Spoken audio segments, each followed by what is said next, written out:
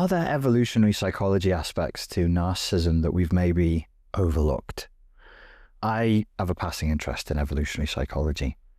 And sometimes when I'm trying to wrestle with a problem, I'll ask myself the question, what would an evolutionary psychologist say about this? One of the premises that they have that seems to be quite functional is we're more comfortable doing things that we have been more adapted to do. So the more evolutionary process we've been through that adapts us to an environment or a behavior or a particular pressure, there seems to be more comfort there. The less evolutionary adaptation we've experienced to an environment or a pressure or a behavior, the less comfort we feel. And let's face it, when we're talking about pathologies, which is narcissistic personality disorder would fall into that category, we're really exploring, well, if you look at the etymology of pathology, suffering, like the way in which people suffer and the way in which people cause suffering. So suffering is an important part of this, because if the narcissist didn't suffer and nobody else suffered, we wouldn't call it a personality disorder. That got me to thinking, what is it that is about our modern environment that we're probably not a very good evolutionary match to, that means it's a ripe breeding ground for narcissism and narcissistic traits to develop in? A lot of you who follow me are into alternative health, and a lot of you are into fitness and diet and nutrition. And you clever people, you use cunning terms like, I heard this one recently. So there's a food desert, I'm saying not desert, I'm saying a desert, a sandy, barren place, which generally refers to a lack of grocery stores or fresh food retailers. But then there's something called a nutrition desert. So there can be tons of grocery stores and fast food retailers, but not much in the way of actual nutrition. And I thought that's very interesting.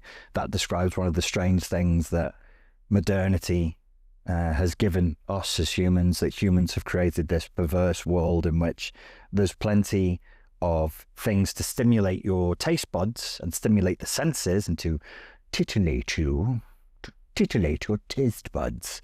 But simultaneously, that push seems to move away from offering nutrition-dense foods, because actual nutritious foods, it seems to be the case, more expensive to prepare, they spoil faster when you're delivering them and storing them, and so on and so forth. So we have loads of food and loads of variety and different colors and different tastes of food, but there's actually less nutrition in it. So there's less food in our food.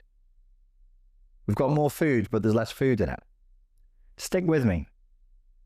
That's called, so a food desert is there's no access to any kind of food. There's no retail, there's no grocery shops, there's no nothing.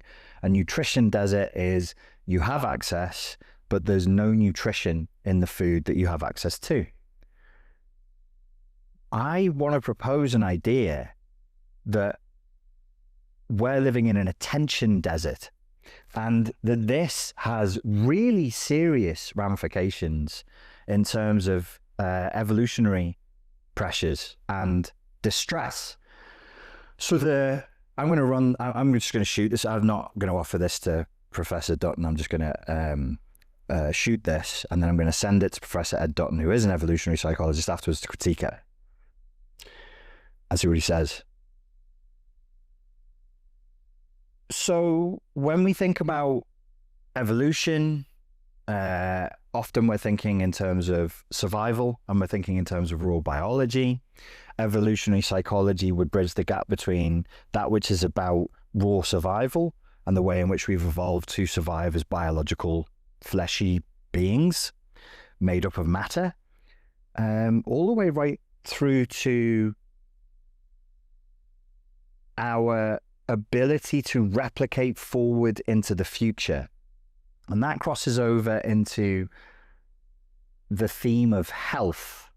And health touches on satisfaction and happiness and stress and anguish and depression and pain.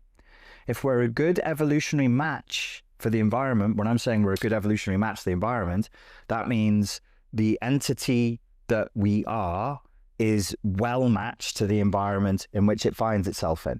So here's the environment, here's the entity. Broadly speaking, this entity, in this case humans, is broadly speaking, it's pretty well matched to the environment. It's evolved well to this environment. If there's an evolutionary mismatch, then the entity, in this case humans, is not well matched. And where this is not conjoining, there's pain, there's suffering, distress, and anguish. What could be said to be the root emotion at the core of narcissism, or one of the most primal driving emotions? Anxiety and anguish. Anxiety and anguish. If you remove anxiety from the Jenga block of NPD, then you would cease to have NPD, narcissistic personality disorder, as we now know it. So back to the attention desert. If we were evolved over time to actually be receiving and giving a lot of attention to other human beings, and that's the way we evolved for hundreds of thousands of years, and then we hit a point in our progress, our lineal progress, which only gets better and better as technology improves and civilization improves, ha ha lol, but not really, what would happen? Imagine an alien species that's just like humans, and they're little blue creatures, and they're diurnal the way that we are. They have a day, they sleep at night, and every day when they open their eyes and regain consciousness, they're looking to each other and they are talking to each other. These little blue creatures, they're quite cute, the ones that you've just invented in your mind. They're looking at each other, they're talking to each other, they're feeding each other, they're asking each other questions, and then they go and do whatever it takes to put more calories into their mouth holes so that they can continue to live, so that they can replicate. They feed food into the mouth holes of the small blue people so that they will then grow into big blue people, and so that they will replicate, and that the species will continue, the species will survive. They are agricultural people, so they can just eat the food that's on the land. So their whole life, their religious perspective, their psychological perspective, their spirituality is rooted in the seasons, is rooted in night and day, and is rooted in acquiring enough crop in order to live, to have healthy children, so that they continue as a species. That's the genetic driver. That's the primal evolutionary drive, if you like. All day, every day, they're looking to each other. They look at each other, they speak to each other, and this particular species is psychic, but they are only able to connect psychically when they have eyes, when they look at each other through the eyes, these little blue creatures. And they have to lock eyes, and they have to stop doing everything else they're doing for a second in order to actually psychically connect. And when they lock eyes and they psychically connect, their alien version of endorphins, that's been going lower and lower all day, the only thing that refills it is when they psychically connect with each other. And then their equivalent of endorphins and oxytocin and serotonin, it shoots back up. But they have to pause, and they have to look at each other, and they have empathy, and they psychically experience the other, and they know each other, and they're present for each other, and they, for a few moments, are at peace, and that resets the levels that work and stress and farming and the acquisition of crop slowly wears down throughout the day. At the end of every day, they sit together, they relax, they eat. These are happy creatures. They play music and they dance, and all of this really resets all of those feel-good neurotransmitters and hormones that they were depleted by the work during the day, and it resets it, and then they sleep well at night with no nightmares. What if you took a species like that, and in the process of technological advancement, you managed to convince them not to look at each other, not to lock eyes and to reset each other's dopamine and serotonin and oxytocin levels, not to reset each other's neurotransmitters? What if you tricked them into looking at polished stones? Hey, have you seen the dark crystal? I just got reminded of the dark crystal, where they would stare into the dark crystal and it would suck their soul out. They'd be like a normal gelfling, I think. And then it would suck all the soul out. And then at the end of it, they'd be something else, some wretched creature no longer. It was pretty scary for a kid's movie. What would happen? Well, eventually, the sense of well-being, the sense of calm, the sense that everything is okay, everything is in order, and everything is in its proper place, because it's just a feeling. It's a feeling. The neurotransmitters and the hormones are giving a feeling, would go down. And then there would be a pervasive sense of something is wrong here. I used to be seen. I'm no longer seen. I used to see. I no longer see. I'm not interested in seeing the people around me. I have this. I want this. I want me. I just want me. I don't want anyone else. This is only the algorithm. Obviously, you know what this is, because you're not stupid, because you wouldn't be here if you were stupid, because I've used too many words that have gone on for too long. You know what this is? This is only me. This is my algorithm, and it's here to pleasure me, and it's here to give me that artificial version of attention, that artificial version of satiation, of love, of being seen, of being connected. And it's only me in there. All the algorithms are all about me. It is purely narcissistic. So where I am a being that's evolved to plug into other people empathically and to see them in kindness, in respect, in love, in awe, in honor of the creature that they are, I've now been cut off from that. And I'm plugged into this instead. In such an environment, the stress that would cause would look like zoo psychosis. Zoo psychosis is a term to describe abnormal, repetitive behaviors exhibited by animals in captivity, particularly in zoos, due to stress, boredom, or frustration from an unnatural environment. Head bobbing or swaying, pacing or walking in circles, bar biting or excessive licking, self-harm or over-grooming, excessive sleeping or apathy. I've seen animals in a zoo like this in Spain, on the border between Portugal and Spain in the 1980s. I watched a fox jump on and off a bench repeatedly, presumably until its death. That's zoo psychosis.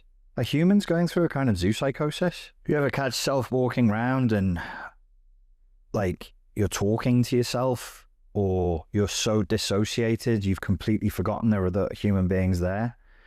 And then you look around and you see other people are doing the same thing. Repetitive behaviors, compulsive behaviors, obsessive behaviors, behaviors that seem to serve no purpose, behaviors that, to all intents and purposes, are clearly self-destructive, and yet the person doesn't have the ability to stop doing them. Now, I'm not saying that that's a perfect match for narcissistic personality disorder, but are we looking at some sort of zoo psychotic, technology created and enhanced narcissistic coping mechanism that drives people deeper into delusional fantasies? Now, when I say fantasies here, remember, we're using psychoanalytic language. The fantasy doesn't mean good. It could be a horrifying fantasy. It could be a nightmare. It could be a nightmare of a fantasy. But a fantasy is what it is, because it's not real. It's not an accurate representation of the real world. It's a false representation of the real world, which is exactly what narcissism is all about. It's almost a boomerish thing to say, oh, these phones, they're turning all the kids into narcissists. But I'm not saying that. I'm saying the technology and the attention desert, the attention deficit it creates in our human environment that used to be filled by genuine, authentic human interaction, has created such distress and such a hunger to be seen and so much emotional, hormonal, and neurotransmitter dysregulation that all people, every generation, is becoming more psychotically dissociative and solipsistic, which is narcissism. And the boomers don't get off it either. Boomers, we see how you use Facebook. We're watching you. You're just as crazy as any 18-year-old crying into the camera on TikTok. You're doing it differently. You're doing it your way, but we see you.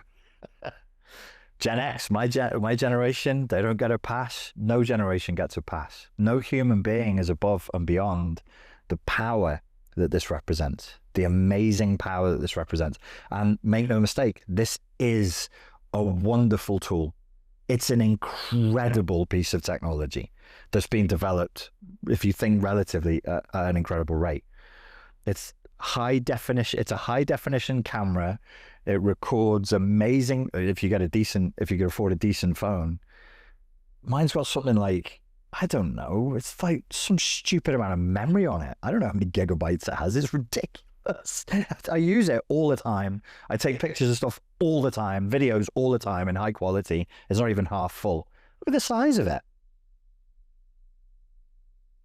And I'm no better. I'm no better than anybody else. I get just as addicted to it as anybody else does. And I've noticed, and I discussed with some of my friends recently, the cue for me to pick up my phone, to pull my phone out of my pocket and tap, and I see the colors, and I know it's happening, but the cue is loneliness. The cue, C-U-E, the cue, the trigger, the stimulus, is a kind of loneliness. Anybody for me to connect with? If any of my mates sent me any funny memes, has anybody said anything on the Telegram chat or the WhatsApp chat? So that hunger is there. The hunger to connect is there. I don't want to go on too long. I want to return to this topic. I want to get feedback from Professor Dutton as well. But there's the thesis. Our tech has led us to a place we have clear conditions of zoopsychosis in the human animal that is not a good evolutionary match for this environment. And when we say environment, yes, it can mean the literal terrain, but it includes the stimuli in the environment. It includes the social environment. It includes, the environment includes data. The environment includes everything that the human system is receiving. We're just not a good evolutionary match for the pace, for the style, for the volume, for the intensity, for the type of data that we're receiving. And it's driving us apart. It's creating division. It's a divisive form of technology. Not always. It doesn't have to be this way. It's not doomed to be this way. It's programmed by humans, but the humans that program this are evil, consumerist, capitalist people. Okay, that's enough. Ladies and gentlemen, that's all I have to say for now on the subject. I will return to it. Thank you very much for your time and your attention that you just spend here looking at me and listening to me instead of looking and listening to the humans in the environment. However long this video is, I can't see it on this camera. Let's say it's 22 minutes long. Make sure you go and spend 22 minutes with your mates, with your family, looking at them, listening to them, and just offer them the gift of pure, unadulterated attention.